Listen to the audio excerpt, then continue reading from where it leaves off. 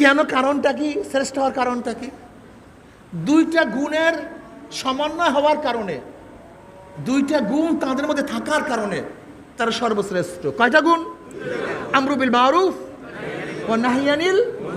এদের কাজটা কি? সৎ কাজের আদেশ করা, অসৎ কাজ থেকে মানুষকে নিষেধ করা, বাধা প্রদান করা। অতুমিনুনা বিল্লাহ।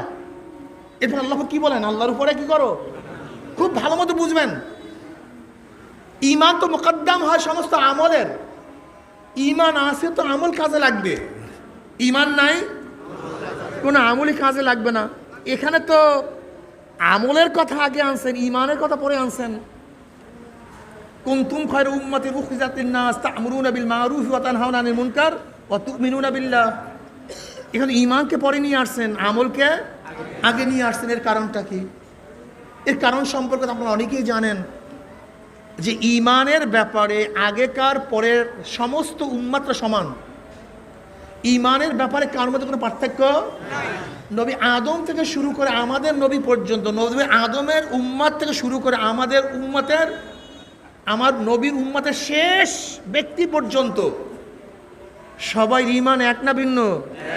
ঈমানের মধ্যে কখনো কোনো সময় কোনো পার্থক্য ছিল না। মনে রাখবেন, নবী আদম আল্লাহকে কয়জন মানছেন? আমার নবী তখন তিনি ফেরেশতা মানছেন কি মানেন নাই? আমরাও কিয়ামত মানছেন কি মানেন নাই?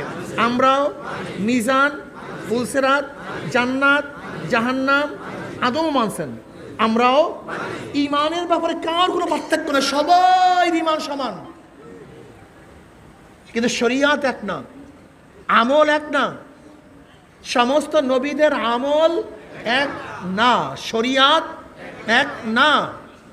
যেমন নবী আদম আলাইহিস সালাতু ওয়াস সালামের শরিয়াতের মধ্যে ভাই বোনে বিবাহ হইতো। এখন কি আপনি পারবেন ভাই বোনে বিবাহ করতে? নবী ঈসা আলাইহিস সালাম শরিয়াতের মধ্যে শুয়ার খাওয়া হালাল ছিল, আপনি কি পারবেন এখন শুয়ার খাইতে? তখন তো মদ খাওয়া হালাল ছিল, আপনি কি পারবেন এখন মদ পান করতে? তার মানে ঈমান এক, শরিয়াত, আমল। যেহেতু ঈমান এক, এখানে আল্লাহ পাকের মূল উদ্দেশ্য আমল বয়ান করা, এর জন্য আমলকে প্রথমে নিয়ে আসছেন। আর ঈমানের ব্যাপারে সবাই সমান, এর জন্য ঈমানকে পরে নিয়ে আসছেন। এখন উত্তম উম্মত হওয়ার জন্য কয়টা জিনিসের প্রয়োজন ভাই?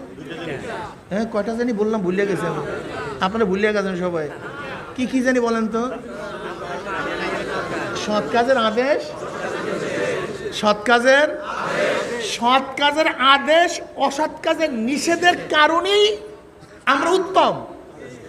নয়তো আমরু বিল মারুফ, সৎ কাজের আদেশ তো আগেকার উম্মতের মধ্যেও ছিল, আমাদের মধ্যে ওয়া নাহি আনিল মুনকারের গুণ থাকার কারণে আমরা সর্বশ্রেষ্ঠ। এখন আমি প্রশ্ন করতে চাই, যেই কারণে আমরা সর্বশ্রেষ্ঠ, সেই গুণটা যদি আমার মধ্যে না থাকে, কোন মুহাদ্দিসের মধ্যে না থাকে, কোন মুফতির মধ্যে না থাকে, আমরা তাকে সর্বশ্রেষ্ঠ বলতে পারি? কোরআন তাকে সর্বশ্রেষ্ঠ বলে না। আপনি বলতে পারেন, সেটা ভিন্ন কথা, কিন্তু কোরআন বলে না।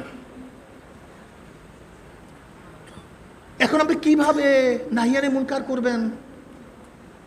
নবী আলাইহিস সালাতু ওয়াস সালাম কিয়ামতের আগ পর্যন্ত নবী। আমার নবী তো তার জামানার নবী না, এই জামানার নবী না। কোন পর্যন্ত নবী? কিয়ামতের আগ পর্যন্ত নবী আমার নবী আলাইহিস সালাতু ওয়াস সালাম। কাজী কিয়ামতের আগ পর্যন্ত যত সমস্যা আসবে, সমস্ত সমস্যার সমাধান আমার নবী দিয়া গেছেন, দেন নাই তা নয়। ওয়ান আবি সাঈদ খুদরি রাদিয়াল্লাহু তাআলা قال সামি'তু রাসূলুল্লাহি সাল্লাল্লাহু আলাইহি ওয়াসাল্লাম ইয়াকুল মান রাআ মিনকুম মুনকারান ফালিয়ুগাইয়ির বিয়াদিহি ফাইন লাম ইয়াস্তাতি বিলিসানিহি ফাইন লাম ইয়াস্তাতি বিকলবিহি ওয়া যালিকা আযহাফুল ঈমান। রাহ মুসলিম। নবী আলাইহিস সালাতু ওয়াস সালাম ফরমান, যদি তোমরা গর্হিত কাজ দেখো, খারাপ কাজ দেখো, শক্তি থাকলে হাত দিয়ে পরিবর্তন করে দাও, শক্তি দিয়ে পরিবর্তন করে দাও। তার মানে ছেলে যদি খারাপ কাজ করে, তুমি বাবা তাকে নসিহাত করলে হবে না, শক্তি প্রয়োগ করে পরিবর্তন করে দাও। ভাগ এখান থেকে, যা এখান থেকে, সারাই কাজ। কথাটা বুঝাতে পারি? ছেলেকে এই কথা না, ভাই করিও না, করিও না, না, এটা ঠিক না। শক্তি দিয়ে পরিবর্তন করে দাও। ছাড় ছেলে, তোকে ছাড়তে হবে। স্ত্রী খারাপ কাজ করলে প্রেশার ক্রিয়েট করো, শক্তি প্রয়োগ করো। ছাত্র খারাপ কাজ করলে শক্তি প্রয়োগ করো, প্রেশার ক্রিয়েট করো।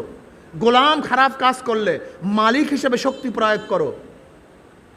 চেয়ারম্যান, তুমি নসিহাত করলে হবে না, তোমার ইউনিয়নের মধ্যে শক্তি প্রয়োগ করো। এমপি সাহেব, তুমি শুধু নসিহাত করলে হবে না, তোমার পুরা সিটের মধ্যে প্রেশার ক্রিয়েট করে অন্যায়ের মোকাবেলা করতে হবে। প্রাইম মিনিস্টার, নসিহাত করলে হবে না, বরং কি করতে হবে? প্রেশার ক্রিয়েট করে, শক্তি প্রয়োগ করে তারপর অন্যায় কি করতে হবে? মোকাবেলা করতে হবে। যাদের শক্তি আছে শক্তি প্রয়োগ করো। যদি শক্তি না থাকে তাহলে মুখ দিয়ে এমন ভাবে বলো যেন পরিবর্তন হয়ে হয় না। ফতুয়া বিরোধী আন্দোলনে আমরা মুখ খুলেছিলাম, সমস্ত ওলামায়ে কেরাম বাতিল করতে বাধ্য হয়েছি কি হয় নাই? হাইকোর্টের সামনে থেমিস মূর্তি প্রতিষ্ঠিত করার যে ষড়যন্ত্র করছিল, যখন জবান খুলছিলাম করতে পারছে? অবৈধ মহিলা নারী নীতি বাস্তবায়নের জন্য যে চেষ্টা চলছিল, ওলামায়ে কেরাম মুখ খুলছিল, পারছে? ডারউইনের থিওরি বাস্তবায়নের জন্য শিক্ষা ডিপার্টমেন্টের মধ্যে যে চেষ্টা চলছিল, মুখ খোলার পরে পারছে? পারে? তার মানে কি বুঝলেন? জবান খুললে কোনো ফায়দা নেই, কোনো লাভ নেই। একবার মনে আসিল যে সব কিছুকে বাংলা করবে, বিসমিল্লাহ কালেমা সব বাংলা করবে, কোনো কিছু আবিতে থাক, মনে আছে আপনাদের? আব্বাজান কি বলছিলেন? শেখ হাসিনা, তুমি যে সব বাংলা করতেই চাও তাহলে তোমার নামের বাংলা আগে করো। শেখ হাসিনা, শেখ মানে বুড়ি, হাসিনা মানে সুন্দরী, তাই বুড়ি সুন্দরী, তোমার নামের বাংলা আগে করো, তারপরে সবকিছু বাংলা করো। বাস, জবান খুলছে। কথা বলেন না কেন? আমি আল্লাহর কসম করে বলতে পারি, আমি হানেস হব না। কসম করলে আমি হানেস হব না। যারা আল্লাহকে সেজদা করে না সব বাদ, যারা আল্লাহকে সেজদা করে না তারা সব, যারা শুধু আল্লাহকে সেজদা করে, যারা আল্লাহকে সেজদা করে, যারা আল্লাহকে মানে, আল্লাহকে সেজদা করে, এই কজন মানুষ যদি জবান খুলতো অন্যায়ের মোকাবেলায়, বাংলাদেশে একটা অন্যায় থাকতে পারতো না, একটা অন্যায় থাকতে পারতো না। জবান খুলেন না কেন? কিসের কারণে খুলেন না? কারণটা কি আমাকে বলেন, আমাকে বলুন। আপনার এলাকার মধ্যে জবান খুলুন, আপনারা সবাই গাঁজার বিরুদ্ধে। আপনার এলাকার সবাই খুলুন জবান ইয়াবার বিরুদ্ধে। আপনারা সবাই জবান খুলুন তাসের বিরুদ্ধে, জুয়ার বিরুদ্ধে। না, তাস থাকবে না এলাকার মধ্যে, জুয়া থাকবে না এলাকার মধ্যে, বিশ্বাস করুন, থাকবে না। জবান খুললে এখনো হাজারো অন্যায়ের মোকাবেলা করা সম্ভব কি সম্ভব না? কিন্তু জবান খুলেন না কেন? সবাই মুহাদ্দিস হয়ে গেছে, মুফতি হয়ে গেছে। আমি জানি না আপনি কি ইসলাম বুঝছেন, আমি জানি না আপনি কি ইসলাম বুঝছেন, আমার জানা নাই।